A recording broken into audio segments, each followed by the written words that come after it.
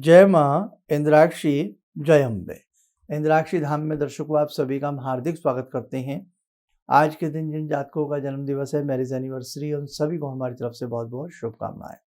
आज है नाग पंचमी और नागों से शुभ आशीष प्राप्त करना बहुत बड़ी बात है। नाग रहस्य, नाग पंचमी, बहुत सारी चर्चा इस अंक में हम करने वाले हैं। आपकी भी जन्म पत्रिका में बहुत प्रकार के ऐसे दोष होते हैं जिनका सर्प से संबंध होता है, जैसे काल सर्प दोष, और भी अन्य प्रकार के दोष होते हैं। पूर्व जन्म के भी कई ऐसे नाग दोष होते हैं जो आज के दिन की गई पूजा से सब दोष मिट जाते हैं। जानिएगा, पूरी जानकारी लीजिएगा। आइए पहले आज का हम पंचांग बताएं। 21 अगस्त सन 2023, दिन सोमवार, दिन भी सोमवार है, बहुत अच्छा दिन है।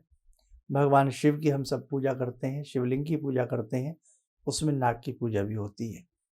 संवत 2080, श्रावण मास, शुक्ल पक्ष, तिथि पंचमी, नक्षत्र चित्रा, राहु काल 7:30 से 9, दिशा सूर्य पूर्व दिशा। पंचमी का दिन हो, सावन का महीना हो, ऐसी स्थिति में और ऊपर से सोमवार, सोने पर सुहागा, 4 चांद लगने वाली बात हो जाती है। अनेकों लोगों की भ्रांतियां हैं कि नाग और नाग दोष क्या होता है, लेकिन आपको सही बताएं, नाग का दोष भी लगता है, नाग दोष भी होता है। काल सर्प दोष आपकी जन्म पत्रिकाओं में माना ही जाता है। हम भारत में रहते हैं, सनातन धर्म में हम अपने सांस लेते हैं, हमारे प्राण बसते हैं अपने धर्म में। हमारे ऋषि मुनियों ने नागों के बारे में अनेकों प्रकार की बातें बताई हैं। हम उन्हें जानना हमारे लिए आवश्यक है। बहुत लोगों का मानना है ये पृथ्वी नाग के फन के ऊपर टिकी हुई है। कहीं हम भगवान गणपति को भी नागों के आभूषण में देखते हैं, भगवान शिव को नागों के आभूषण में देखते हैं, अर्थात भगवान शिव भुजंग के आभूषण, नाग के आभूषण धारण करते हैं। उधर भगवान श्री विष्णु चक्रधारी, हम भगवान विष्णु को देखते हैं जो नाग की शैया के ऊपर शयन करते हैं। आपने समुद्र मंथन की बात देखी होगी कि किस प्रकार से नाग वासुकी की रस्सी बना करके समुद्र का मंथन किया गया। तो नागों से जुड़ा हमारा धर्म बुरी तरह से गुथा हुआ है। जैसे आटा नमक आपस में एक हो जाते हैं, ऐसे ही नाग की पूजा पहाड़ी क्षेत्रों में भी नाग की पूजा बहुत अच्छे से की जाती है। कश्मीर में भी अगर हम देखें तो नागों की पूजा का बहुत बड़ा प्रचलन रहा है, और अनंत नाग नाम की एक स्थान पर भी, वहाँ आपने देखा होगा, उनके नाम से ये स्थान भी है। बंजारा प्रजाति आपने देखी हो नागों से संबंधित। कहने का भाव, नागों के ऊपर अगर हम थोड़े आधुनिक युग की बात करें, फिल्म इंडस्ट्री ने भी समय समय पर नागों के ऊपर नई नई फिल्में, नाग, नागिन, पता नहीं और बहुत सारी फिल्में बनाई हैं। तो कहने का भाव, नागों का संबंध हमसे है और हमारे सनातन धर्म में नागों की पूजा बताई गई है। दूसरी एक, आज नाग पंचमी है तो बहुत लोग इसको सोच लेते हैं अरे ये सब कुछ नहीं होता। भैया, सनातन धर्म के हिसाब से नाग को पूजना, नाग देवता की आराधना करना हमारे धर्म में बहुत बड़ा बताया गया है। और दूसरी बात, ये प्रकृति में रहने वाले प्राणी हैं, और प्रकृति में जो रहने वाला प्राणी है वो भगवान ने कहा है सभी का आदर करिएगा। तो आज उनके प्रति प्रेम की भावना भी सनातन धर्म में प्रकट की जाती है। किसानों के भी मित्र नाग बताए जाते हैं, क्योंकि जो फसल को खराब करने वाले कुछ ऐसे कीट पतंग होते हैं जिन्हें नाग भक्षण कर लेते हैं। तो कहने का भाव कि भगवान शिव के गले में नागों की माला पड़ी हुई है। जहाँ हमारे शंभू इन्हें आभूषण समझ करके धारण करते हैं, हमारे लिए वो पूजनीय है। शिव पिंडी के ऊपर भी नाग का स्थान है। इसीलिए जो साधक आज के दिन 11 बार शिव मंदिर में बैठ करके नवनाग स्तोत्र का पाठ करता है, जन्म जन्मांतर के वो नाग के पाश से बच जाता है। 12 प्रकार के काल सर्प दोष होते हैं, आपको कहीं पर भी जाने की आवश्यकता नहीं है। आज आपको एक विधि बता रहे हैं, संध्या के समय या मध्याह्न के समय उस प्रकार से करिए, आपकी जन्म पत्रिका का हमेशा हमेशा के लिए काल सर्प दोष दूर हो जाएगा। और सूर्य के रथ में भी नागों की स्थिति को बताया गया है। बहुत ऐसी चीज़ें हैं जो नागों के ऊपर प्रमाणिक रूप से व्याख्या की गई है, और इसके साथ साथ नागों की स्थिति किसी से छिपी नहीं है। नागों की प्रजातियों पर रिसर्च करने वाला रिसर्च भी करते हैं। हाँ, ये बात ज़रूर है कि सभी नाग जो हैं जहरीले नहीं होते। बहुत कम ऐसी प्रजातियां हैं जो जहरीली होती हैं, अन्यथा साधारण रूप के नाग होते हैं। ध्यान रखें कि प्रकृति से हम प्रेम करते हैं तो प्रकृति में रहने वाले जो भी क्रिएचर हैं उनके प्रति भी हमारी प्रेम भावना होनी चाहिए। अब आइए, जिन जातकों के को स्वप्न में अक्सर सांप दिखते हैं, अक्सर नाग दिखते हैं, या आपके घर में यदा कदा बहुत सर्प आते हैं, या आपको सर्प दोष है, काल सर्प दोष है, आप क्या करें, पंचमुखी देसी घी का दीप बनावें। साथ में 1 लोटा साधारण जल ले लें या मंदिर से ले लेना। 1 लोटा दूध ले लें, कच्चा दूध ले लें, उसमें थोड़ा सा हल्का सा मीठा मिला लें। फूल ले लें, फल ले लें, फूल माला ले लें, और साथ में आप धूप दीप लेकर के और चांदी के नाग नागिन का छोटा सा एक जोड़ा ले लें। 7.25 किलो 7 तरह का अनाज किसी कपड़े की पोटली में, और एक नारियल ले लें। ये सारा सामान लेकर के आपके घर में जिसको भी काल सर्प दोष है या नाग दोष है, विष दोष है, तो वो मंदिर में चले जावें। संभव हो पंडित जी से मिल जाए तो उनसे पूजन करा लें थोड़ा सा, और करा करके पंचमुखी देसी घी का जो दीप है वो भगवान शिव की पिंडी को अर्पण करें। दोनों नाग नागिन का जोड़ा शिव जी की पिंडी के जड़ में आराम से वहीं पे बैठा दें, उत्तर की तरफ मुख कर दें या पूर्व की तरफ मुख कर दें, और साथ में जो 1 लोटा जल वो लेके गए हैं आप कच्चा दूध, वो नमः शिवाय बोलते हुए शिव पिंडी के ऊपर चढ़ावें, या जिसको ऐसा दोष है उससे चढ़वाएं। और नहीं भी है तो भी ये उपाय करेंगे तो भी आपको अच्छा लाभ मिलेगा। चढ़वाने के बाद शुद्ध जल का 1 लोटा चढ़वा दीजिएगा, धूप दीप फल फूल भगवान को फूल माला आदि अर्पण करके प्रणाम कर लें। वहीं चरणों में बैठ करके नवनाग स्तोत्र का पाठ कर लें एक बार। नहीं आपके पास है, नमः शिवाय 5 मिनट 10 मिनट पढ़ लें, या 5 माला रुद्राक्ष की माला से नमः शिवाय का जप कर लें। प्रणाम करके दंडवत मस्तक झुका करके प्रणाम करके अपने घर वापस आ जाएं। ये, और हाँ, एक व्यक्ति जो पोटली है 7.25 किलो 7 तरह का अनाज है, उसमें जैसे मकई है, बाजरा है, काला तिल है, काली सरसों है, ये सारा सामान मिला करके बन जाता है, आराम से चक्की वगैरह से मिल जाता है सारा सामान।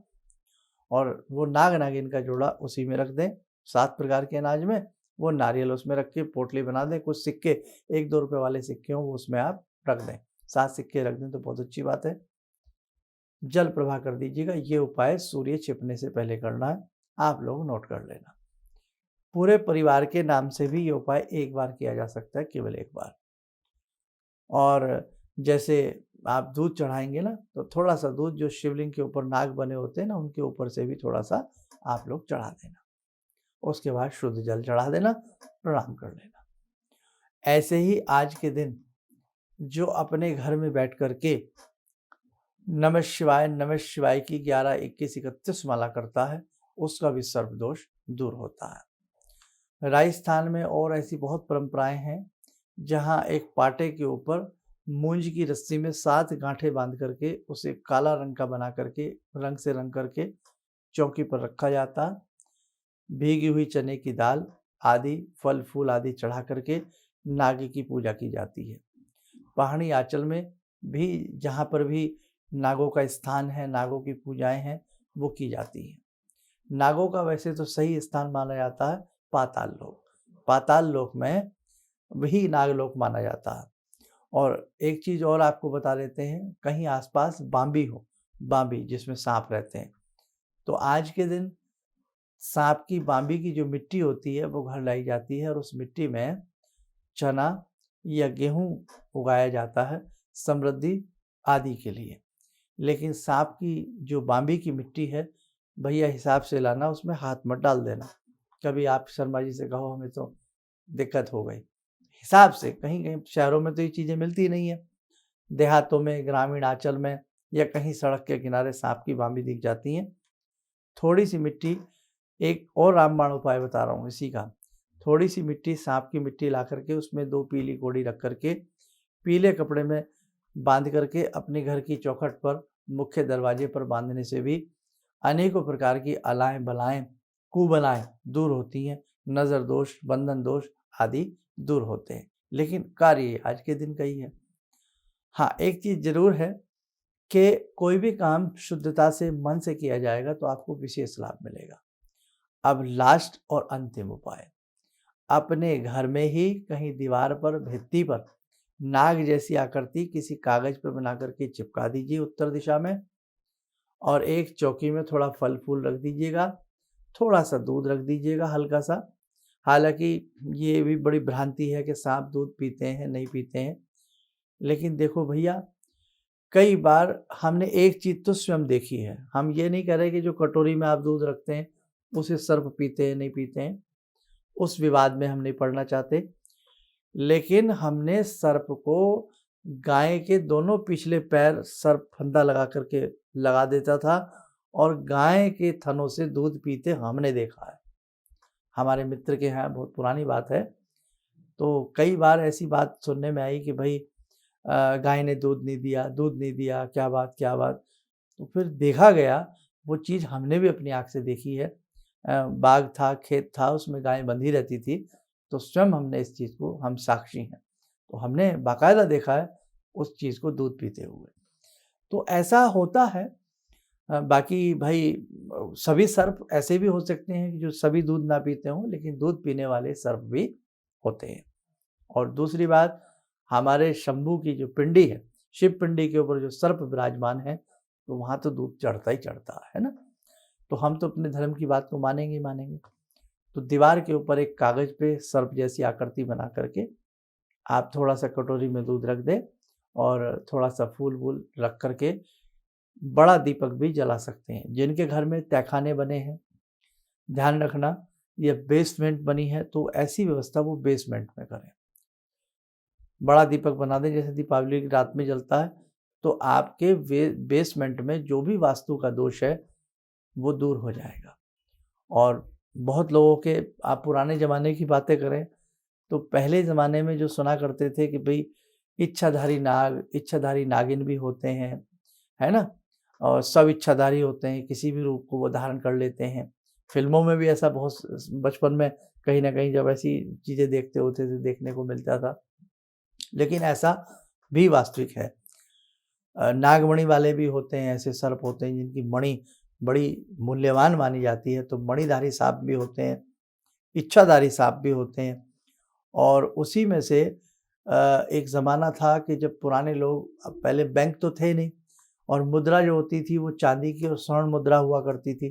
तो चांदी की और स्वर्ण मुद्रा को किसी मटकी में रख करके, या जैसा जिसके पास पैसा दौलत होती थी उस ज़माने के हिसाब से, उसे छिपा करके आटे की लोई का सांप बना करके वो बुजुर्ग उसके ऊपर, ढक्कन के ऊपर रख दिया करते थे। प्रणाम किया करते थे कि हे सर्प देवता, भावना उसमें आती थी उनकी कि सर्प देवता, मेरे इस माल की, मेरे इस खजाने की आप रक्षा करना।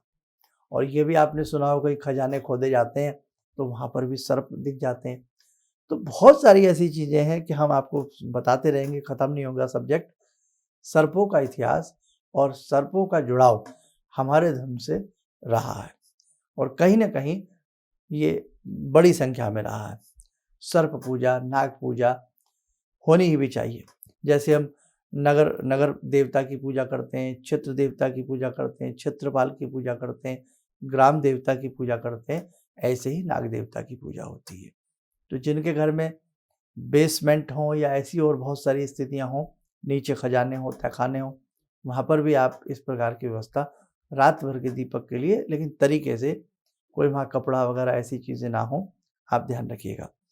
और बहुत सारी बातें हैं, आप तहखाना हमारे मुख से सुन रहे हैं, हमने खुद ऐसी स्थितियाँ कई बार देखी हैं अपने जीवन में। खैर, सारी चीज़ें शोभा नहीं देती आपसे बताएं, तो आप सिंपल तरीके से भी अपने घर में उत्तर दिशा की तरफ किसी कागज़ पर सर्प जैसी आकृति बना करके एक चौकी पर रात भर के लिए दिए जला सकते हैं। कैसा भी नाग दोष हो, विष दोष हो आपके परिवार में आप पर, वो हमेशा के लिए उनकी कृपा से दूर हो जाएगा। कल सुबह उठ करके स्नान आदि करके वो दिया हटा लेना, और जो आपने थोड़ा सा कटोरी में दूध रखा है उसे किसी भी घर के कोई भी गमला हो, जो प्लांट वगैरह आपने घर में लगा रखे हैं, उसमें उसको डाल देना। फूल वगैरह भी सब वहाँ डाल देना, और जो कागज़ पे चित्र बनाया सांप जैसी आकृति का, उसे उतार करके और आप उसे बाद में कागज़ को जो जहाँ जल प्रवाह का सामान रखते हैं या कुछ भी रखते हैं वहाँ उसे डाल सकते हैं। आइए, समय हो चला आज की ध्यान साधना का। सर्पों से प्रेम करने वाले सदाशिव शंभू की जय हो। आइए 2 मिनट के लिए आप हमारे संग उनकी प्रार्थना करें।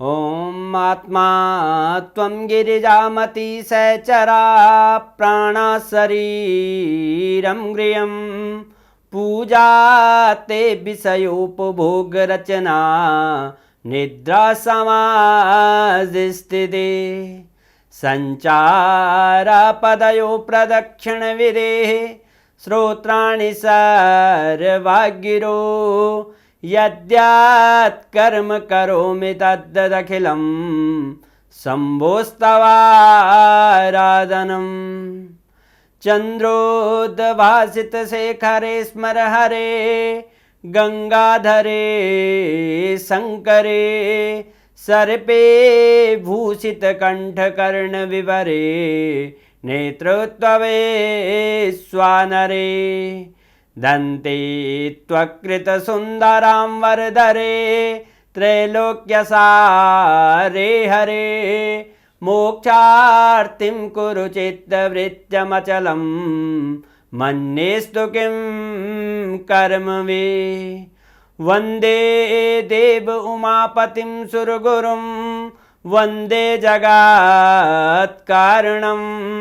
वन्दे पन्नगभूषणं मृगधरं वन्दे पशूनां पतिं वन्दे सूर्यशशाङ्कवह्निनयनां वन्दे मुकुन्दप्रियं वन्दे भक्तजनश्रयं च वरदां वन्दे शिवं शङ्करम् ॐ कर्पूरगौरं करुणावतारं संसारसारं भुजगेन्द्रहारं सदा वसन्तं हृदयारविन्दे भवं भवानी सहितं नमामि भवं भवानी सहितं नमामि।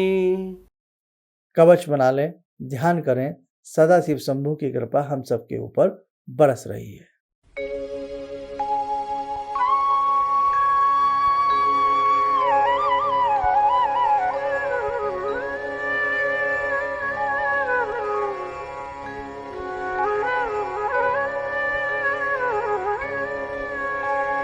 ओम बोलते हुए नेत्र खोलें, सामान्य हो जाएं।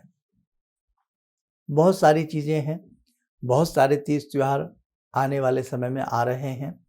आप यूं ही हमारे दोनों चैनल से, तीनों प्लेटफॉर्म से, जैसे कि फेसबुक पेज इंद्राक्षी धाम और हमारा चैनल जो मेन है प्रोफेसर धर्मेंद्र शर्मा, इन सभी प्लेटफॉर्म से आप लोग जुड़े रहिएगा और सत्य सनातन धर्म के नाते अधिक से अधिक लोगों को जोड़ने का प्रयास भी करिएगा। आप स्वस्थ रहें, सुखी रहें, इन्हीं शुभकामनाओं के साथ हम अपनी वाणी को विराम देते हैं। जय जय अम्बे। अब मेरा बेटा है जो चार्टर्ड अकाउंटेंट है अभी, तो वो क्या था, मेरी कोई बात नहीं मानता था। सालों तक मेरा उसका झगड़ा चलता रहा और मेरे जो जानकार लोग थे उनसे मैं कहता था भाई मैं इससे हार जाता हूँ, क्योंकि मैं इसे कहता हूँ सुबह जल्दी उठा कर, ये कभी उठता नहीं। क्या हुआ कि मैं आपसे मिला आकर, कुछ आपने उसके लिए भी उपाय बताए, जो सारे उपाय मैं ही कर रहा हूँ। और आपको सुनकर बड़ी हैरानी होगी इस बात की कि जिस बच्चे को मैं कभी पूजा के लिए कहता था कि हनुमान चालीसा करो, तुम ये करो, वो करो, वो कुछ नहीं करता था। आज मैं बड़ा हैरान हूँ कि सोमवार के दिन वो उठता है, खुद ही जो है वो मेरे घर में बेल का पेड़ भी लगा है, बेल के पत्ते तोड़ता है और उनके 11 सेट बनाता है। कहाँ से उसने लिया मुझे पता नहीं, और भगवान शंकर पर जाकर जल चढ़ाता है, उन पर राम राम लिखता है। और ये सब जो मैं ये समझ पाया हूँ कि जो मैं 2 महीने से आपका ये जो कर रहा हूँ मंत्र का जो है, तो मेरे ख्याल में इससे बड़ी उपलब्धि तो और कोई हो नहीं सकती। धन्यवाद।